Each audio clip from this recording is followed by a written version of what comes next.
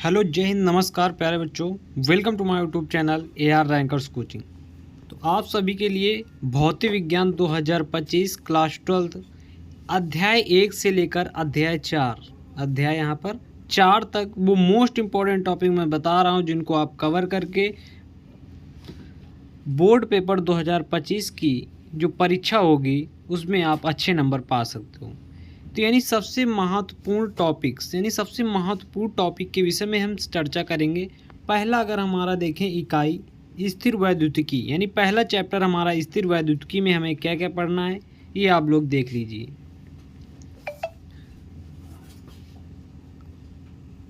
जैसे अगर हम बात करें कि इकाई 1 यानी स्थिर वैद्युतिकी के अंतर्गत वैद्युत आवेश तथा क्षेत्र में अगर देखें तो टॉपिक 1 आपका होगा एक समान वैद्युत क्षेत्र में स्थित वैद्युत द्विध्रुव पर लगने वाला बलयुग्म के आघूर्ण के लिए व्यंजक प्राप्त कीजिए तथा इसके आधार पर वैद्युत द्विध्रुव आघूर्ण की परिभाषा दीजिए।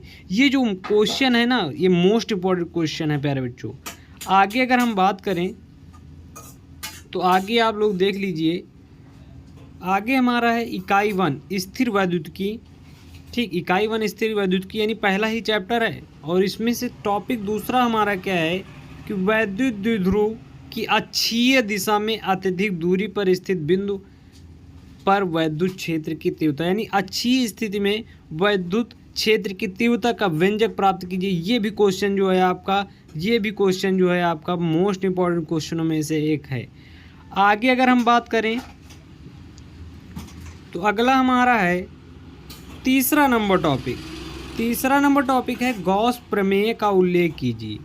इसकी सहायता से अनंत लंबाई के पतले आवेशित तार के कारण किसी बिंदु पर वैद्युत क्षेत्र की तीव्रता के लिए व्यंजक प्राप्त कीजिए।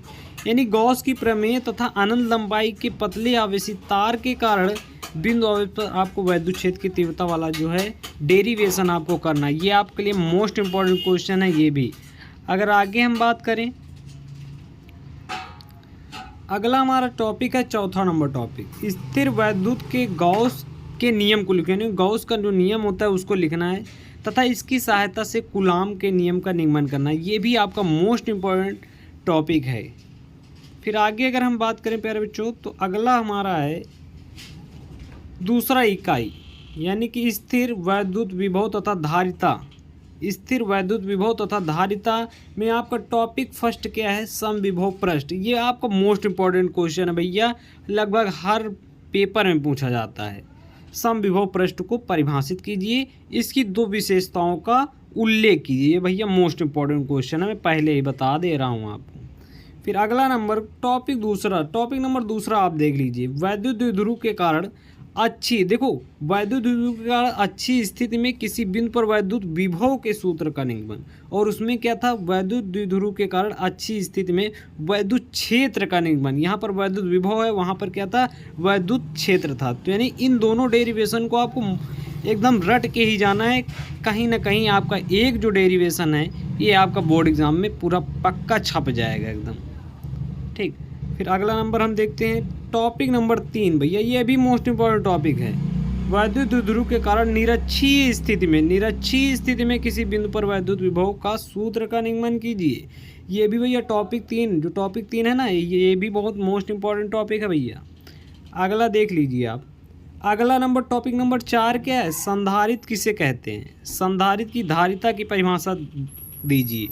ये यार तो यहाँ से आपका न्यूमेरिकली पार्ट भी बन जाएगा, आपके यहाँ से परिभाषा भी बन जाएगा, और यहाँ से आपका 1 से 2 नंबर का क्वेश्चन जो आपका बहुविकल्पी MCQ का है वो भी बन जाएगा प्यारे बच्चों। यानी ये मोस्ट इंपॉर्टेंट क्वेश्चन मैं बता रहा हूँ, किसी यूट्यूब चैनल में कोई बताने वाला नहीं है आपको, क्योंकि हम आपके साथ हैं। अगर आप हमारे साथ हैं तो हम आपके साथ हैं, आप विश्वास बनाए रखिए। फिर यहाँ से अगर हम धारा वैद्युत यानी इकाई सेकेंड धारा वैद्युत की बात करें तो इसमें से आपका तीसरा चैप्टर जो है वैद्युत धारा, इसमें से टॉपिक फर्स्ट भैया अगर हम देखें तो अनुगमन वेग। ठीक, अनुगमन वेग तथा धारा घनत्व के संबंध का सूत्र स्थापित कीजिए। ये भैया मोस्ट इंपॉर्टेंट क्वेश्चन है यार। यहाँ से आपका डेरिवेशन भी पूछा जा सकता है। देखो डेरिवेशन तो पूछा जा सकता है और आपका MCQ में पूछा जा सकता है, और आपका यहाँ से सवाल यानी न्यूमेरिकल्स भी आपके क्लियर हो जाएंगे प्यारे बच्चों। फिर आगे हम देखते हैं टॉपिक नंबर दूसरा देख लीजिए, किसी चालक के मुक्त इलेक्ट्रॉनों के श्रांति काल पर ताप के प्रभाव की व्याख्या कीजिए। ये थोड़ा कम मोस्ट इम्पॉर्टेंट, देखो जो ज़्यादा मोस्ट इम्पॉर्टेंट है मैं आपको बता दे रहा हूँ, जो कम है वो वही मैं बता दे रहा हूँ। ये तो वाला थोड़ा कम है, ठीक, कम मोस्ट इम्पॉर्टेंट क्वेश्चन है, इसको मैं बता रहा हूँ कम मोस्ट इम्पॉर्टेंट क्वेश्चन है, लेकिन फिर भी श्रांति काल से रिलेटेड आपका फार्मूला पूछा जा सकता है MCQ में। फिर अगला नंबर क्वेश्चन नंबर 3 की बात करें, टॉपिक नंबर 3 की बात करें तो व्हीट स्टोन से यहाँ से भैया आपका प्रैक्टिकल भी बन सकता है, ठीक, प्रैक्टिकल में भी पूछा जा सकता है वाइवा के थ्रू। और अगर बात करें तो यहाँ से बोर्ड एग्जाम में भी क्वेश्चन बनता है, कई बार देखा गया है और अब की भी चांस हैं। संतुलन अवस्था में उसकी भुजाओं के प्रतिरोध में संबंध स्थापित कीजिए, मोस्ट इंपॉर्टेंट टॉपिक है भैया आपका। फिर अगला नंबर हम अगर टॉपिक नंबर 4 की बात करें तो धातुओं में मुक्त इलेक्ट्रॉनों की अनुगमन वेग के सिद्धांत पर ओम के नियम का निगमन कीजिए। ये भी भैया मोस्ट इंपॉर्टेंट क्वेश्चन है, क्योंकि मुक्त इलेक्ट्रॉनों के अनुगमन वेग के आधार पर ओम का नियम, ये आप पेपर में जाके देख सकते हो, 2022 के पेपर, 2023 के पेपर में ये क्वेश्चन आपको डिक्टो क्वेश्चन मिल जाएगा भैया।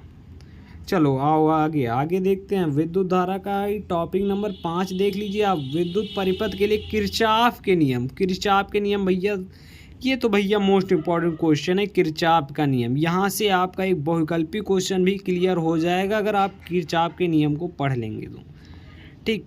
इनको परिपथ बनाकर समझाइए, परिपथ बनाकर भी आपको क्या है समझाना है प्यारे बच्चों।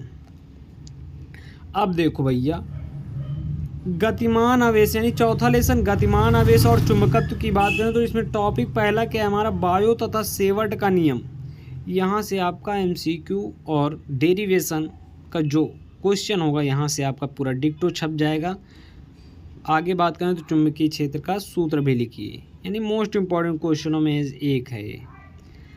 अगर आगे हम टॉपिक नंबर दूसरे की बात करें तो एम्पियर का परिपथीय नियम आपको लिखना है। एम्पियर के परिपथीय नियम का उपयोग करके अनंत लंबाई के सीधे धारावाही चालक तार के कारण चुंबकीय क्षेत्र का सूत्र आपको स्थापित करना है। ये भैया मैं बता रहा हूँ 100% आप छाप लो, बोर्ड एग्ज़ाम में डिक्टो क्वेश्चन ये आपको मिल जाएगा, क्योंकि यहाँ आदित्य भैया ये बता दिए हैं आपको, तो वहाँ मान जाओ 100% तो 100%।